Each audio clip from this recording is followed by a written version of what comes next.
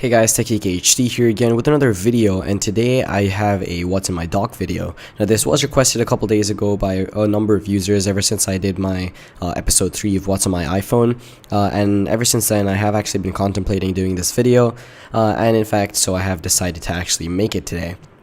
Now, I also did tweet this out earlier in the last week, and a lot of people did kind of want to see it, so I decided to go ahead and make this video since my channel is essentially made for my viewers, and whatever they want to watch is what I'm going to make.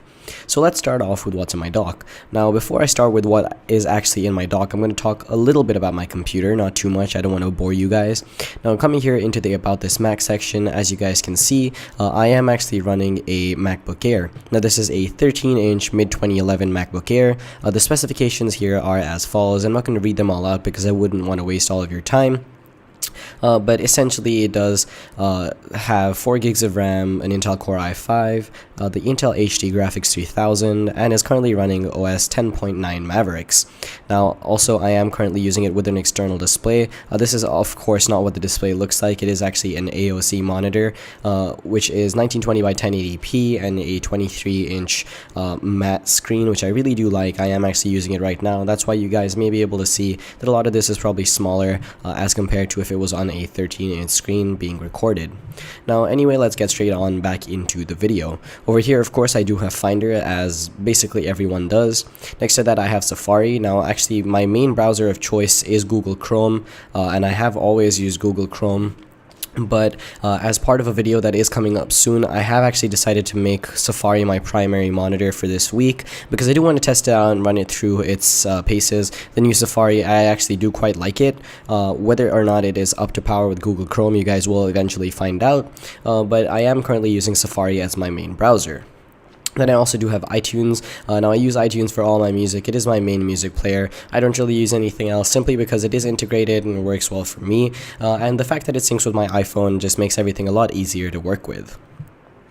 The next thing I have here in my dock, of course, is system preferences. Now I know it is as easy as actually coming up here and hitting system preferences, but I actually prefer having this in my dock because I don't even know, I just like having really important stuff that I use very often in my dock. That's why you guys can see I don't have a lot of applications here, just the ones that I use on a daily basis.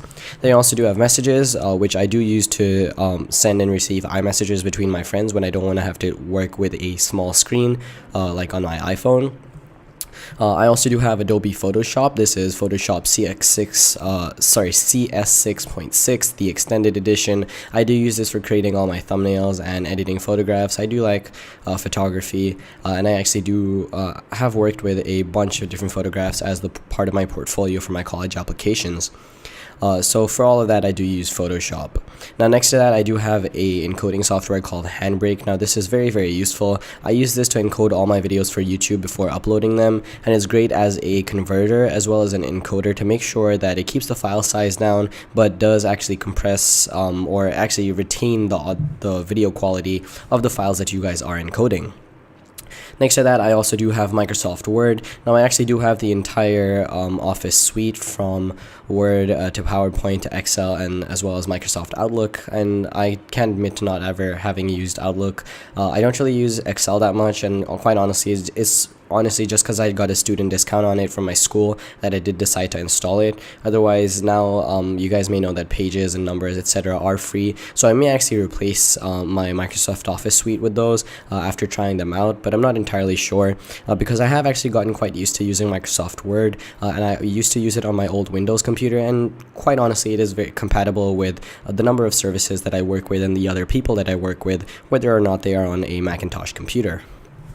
The next thing I have here is my notes application. I use this basically all the time for creating little notes. Now I don't know if you guys can see here, I do of course have my little sticky notes on this side, but for making longer notes and stuff that I need to remember that's important, I do use the notes application.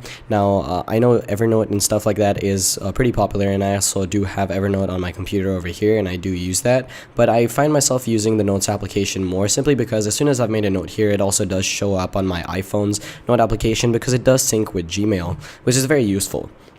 Now, next to that, I also do have uTorrent. Now, uTorrent is my main torrent client of choice. I do use it for downloading all my torrents, but I make sure that they are all legal torrents. And if you guys would like to download legal torrents, go ahead and go to Google and type in the best legal downloading site for torrents. And I believe it is the third link. I don't really remember the name because it's a complicated link. But if I can find it, I will leave it down in the description of this video. But if not, you guys can just do a quick Google search and it is pretty easy to find out.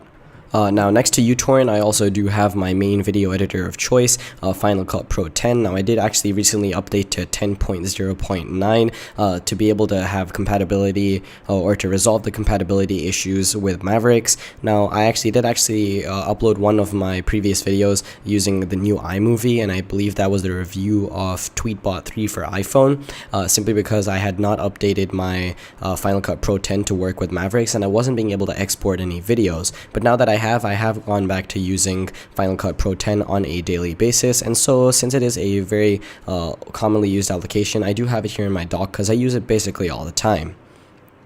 Now, of course, I am recording my screen with ScreenFlow and do have a minimized untitled project through ScreenFlow here, but ScreenFlow normally does not sit on my dock. It is just here right now because it is open and recording the screen. And of course, on the right side, I do have the trash, where whenever I need to delete something, I honestly just drag it into the trash, and I keep my trash empty all the time simply because I don't like to clutter up my Mac. I just like to keep the memory empty as much as possible. In fact, I also do have an external hard drive for all my data over here, because I don't really want to fill up my Mac with too much data, because since it is a MacBook Air, the solid state drive space is rather limited, and so I usually just carry an external hard drive with me wherever I go. Now, anyway guys, that does about conclude this video. If you guys enjoyed it, it would be awesome if you guys could leave it a like rating by hitting the little thumbs up button in the bottom left hand corner of this video. Now, for more videos like these, as well as other unboxings, reviews, tutorials, and much more, please do remember to subscribe to my channel by hitting the subscribe button in the top left hand corner of this video if you do have annotations available and toggled on. But if not, you guys can just hit the subscribe button underneath the video player. It will keep you up to date with all my latest HD content. It's free, easy, and takes just a second. Anyway guys, thank you very much for watching, and as always, I will catch you all in the next video. Peace. Hey guys, TekGeekHD here again with another video, and today I have a What's on My iPhone video.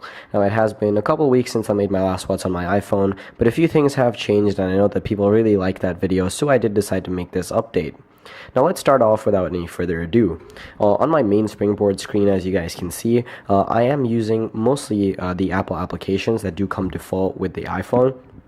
Now, that includes the Messages app, Photos, Camera, Videos, Calendar, Notes, Clock, the App Store. Underneath that, I also do have a couple Apple applications as well as another one called Blur. So the applications I have here are